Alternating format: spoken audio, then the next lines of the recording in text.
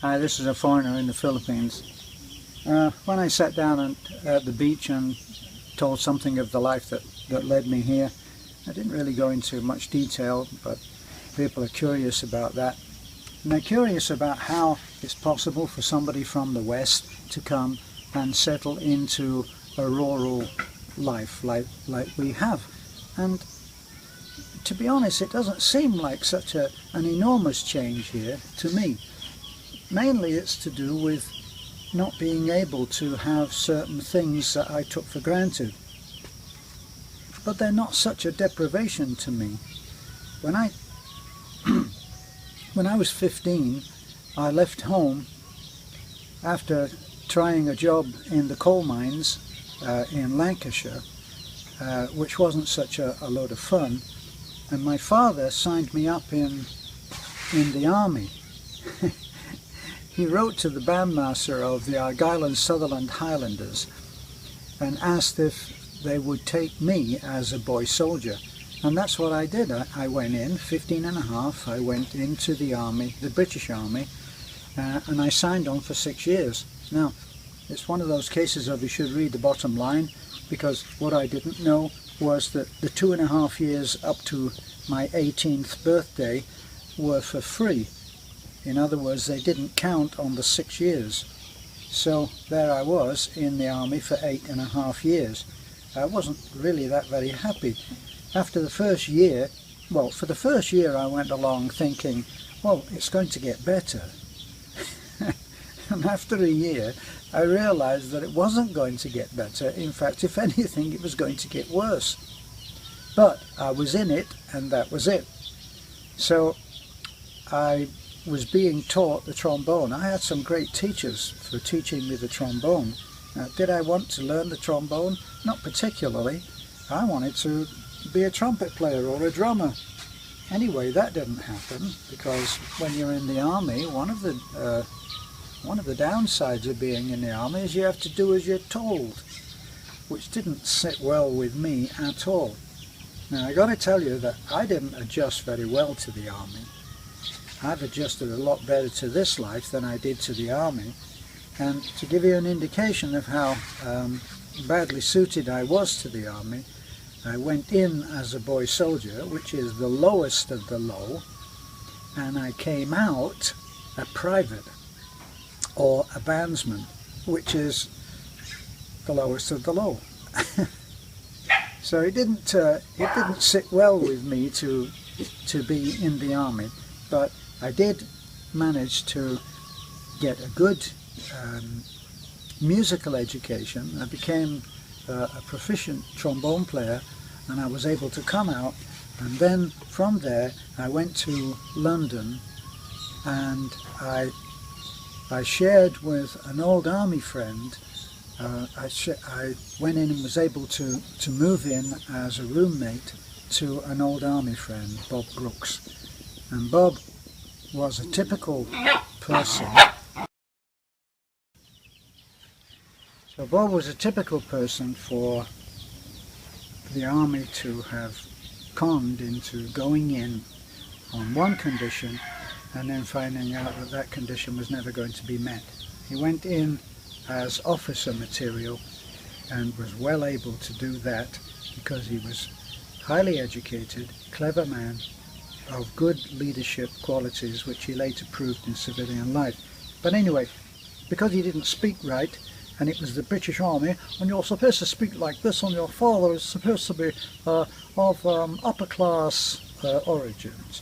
Well, his weren't. He was from Birmingham, and his father was an ex-sergeant major and now owned a fish and chip shop. Not quality material for officers in the British Army at that time. So they agreed to let him out, and while they were working out how they could let him out of his contract with the army, he came and he was in the band that I was in, and we became friends. Then he got out, and I joined him when I came out of the army. So I came out, then huge life changes, which I guess I've had all my life, have been enormous changes, like different lives. I came out, I joined the circus. I went in and I did 18 weeks, an 18-week season with Bertram Mills Circus at the Olympia, which is now closed. And I was in the band there. I played the trombone. That came very, very close to joining the circus and traveling with it, but in the end I didn't, because I got a good job in a club in the West End. So that started my life as a musician in London, and I was very happy with that for a while. And then I set up a group of my own, which didn't enjoy any great success. It was what they call the top 40 working band, and we did all of the top 40 tunes. Now there's something not so great about being in a top 40 band, because if you're in a top 40 band, you are constantly playing every night. You're playing the top hit parade. So you play the hit parade, and if you're doing 4 sets in a particular gig, you're doing 4 sets a night, this is what would happen. I'd go on, I'd do 4 sets, and I'd play the number 1 hit and maybe 2 and 3. So 3 or 4 of the top current hits would be a big part of the program, and people would want to hear those in every set. So I'd play Tie a Yellow Ribbon 4 times a night. Now I'd play that, and that would be every night of the week.